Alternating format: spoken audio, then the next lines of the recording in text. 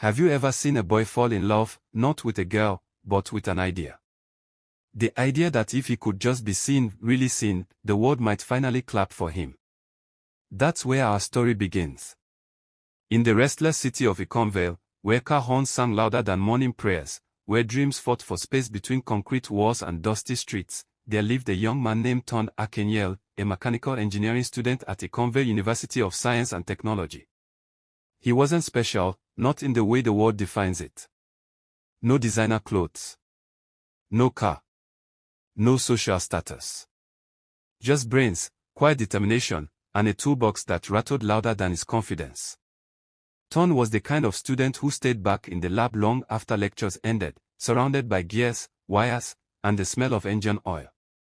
He loved machines, old, forgotten ones. The kind of things everyone else called useless, he called unfinished. He believed that if he could fix enough broken things, maybe, just maybe, he could fix the way people looked at him too. But Ekunvale University didn't care for dreamers. It was a place of image, where your worth was measured by your sneakers, your gadgets, your followers, and the crowd that called your name across campus. And no one commanded that crowd quite like Amina Bello, a final-year business student. Bold. Brilliant. Beautiful. Her father was a wealthy businessman, her mother a socialite known for her charity galas. Amina's life looked perfect, but perfection has its price. Behind the gloss of her Instagram feed was a girl exhausted by expectation. Tired of smiling for cameras. Tired of pretending that her world was flawless when, in truth, it was fragile. And fate, with its wicked sense of humor, decided that Amina and Tunde, two souls on opposite ends of the social ladder, would meet because of a machine. It happened on a humid Thursday afternoon. The air was thick with the scent of roasted corn and fresh tarmac. Amina's brand new Lexus RX 350, a gift from her father for topping her class, stalled right in front of the engineering block. The crowd gathered quickly. Some laughed, others filmed on their phones. Battery dead, one voice said. Maybe she used too much data on it, another joked. And through the mama's work Tunde, shirt half-tucked, grease on his hands, a wrench in one pocket, and a bottle of water in the other. He didn't speak immediately. He just looked at the car, then at her, and said softly, "May I?" Amina frowned. "You think you can fix a Lexus RX 350? He smiled faintly. "If it was built by human hands, it can be fixed by human hands." The crowd chuckled. She rolled her eyes but stepped aside. 5 minutes later, the car roared to life again, the engine humming like a satisfied cat. Amina stared. "How did you?" He wiped his hands. "Loose connector. Happens when beauty isn't matched with maintenance." The crowd laughed again. She didn't. But her lips twitched slightly, the ghost of a smile. And that's how it began. Not with sparks or violins, but with the low hum of a Lexus and a boy who could fix things. That night, as Tunde scrolled through his messages, he froze. A DM. From her. "You're good with machines. I might need your help for something bigger." He blinked twice. Her. Messaging him. He typed cautiously. "What kind of help?" Her reply came as a voice note, smooth, calm, curious. "Meet me tomorrow behind the arts building. 3 p.m. Don't be late." He listened again, twice. That voice didn't sound like the untouchable Amina Bello from Instagram. It sounded human. The next day, he arrived early. She appeared in sunglasses and confidence. "Relax," she said. "I'm not here to arrest you." He chuckled awkwardly. Then she got serious. "I need a plan," she said. "To make my ex jealous. And you're going to help me?" He blinked. "Me? Yes. Because no one would believe it, and that's what makes it perfect." He wanted to laugh, but she wasn't joking. "You pretend to be my boyfriend for a few weeks. You get attention. I get peace. Everyone wins." He hesitated. "And what do I get out of this?" She smirked. "A makeover." a new wardrobe. And maybe, a new reputation. He looked at her, at the girl who lived in a world he could never afford, and said quietly, "Deal." They shook hands.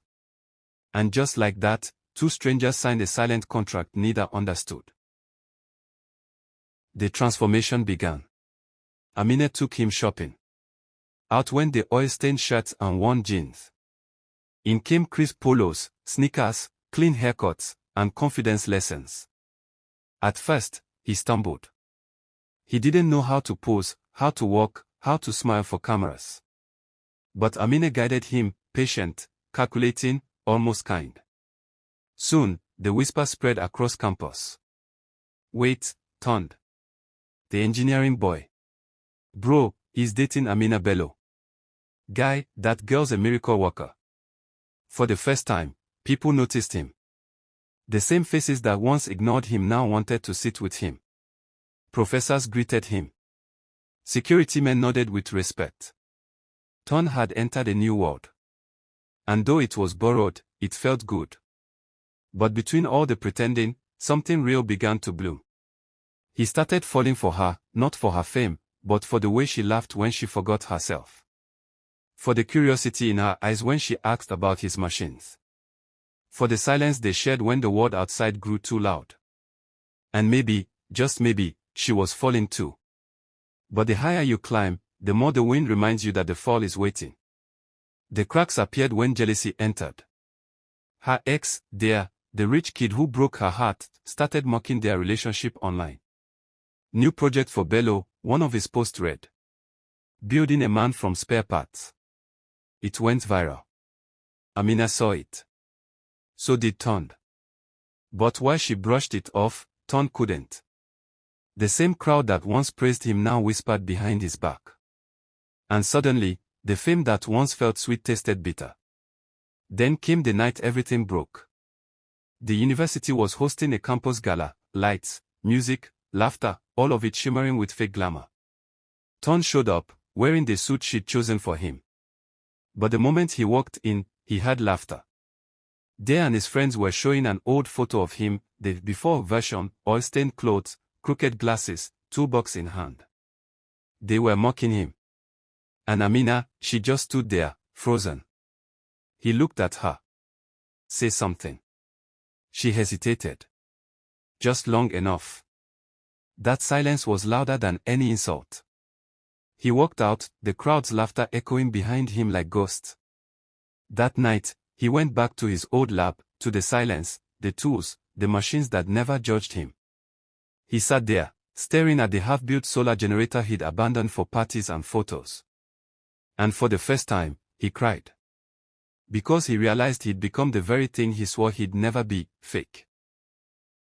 Redemption didn't arrive with applause. It came quietly, in the rhythm of wrenches and the hum of old motors. Tunde rebuilt his project, piece by piece. He spent days alone, teaching himself, repairing things for students who couldn't afford replacements. He didn't want fame anymore. He wanted purpose. His workshop became a haven. Students came to learn. He taught them how to fix, how to believe, how to build something that lasts. And maybe, somewhere in that process, he fixed himself too. Amina changed as well. She stopped chasing the spotlight. She began mentoring girls, hosting small sessions about self-worth and authenticity. When asked what inspired the change, she said simply, "I met someone who reminded me that real doesn't need filters." Months later came the Ekunvale Youth Innovation Fair. Tunde's solar project was nominated for the grand prize, a scholarship abroad. He didn't expect her to come. But when he looked up before his presentation, she was there. Simple dress. No makeup glow. Just truth. "You came," he said quietly. "Of course," she smiled. "Someone has to make sure you don't electrocute yourself." They laughed. And when he won, when his name echoed across the hall, his eyes went straight to hers. For the first time, he didn't crave applause. He just felt seen. Later that evening, as the sun melted behind the city skyline, they stood outside together. "So," she said softly, "you're leaving Ekunvale?" He nodded. For now. But I'll be back. Too much left to fix here.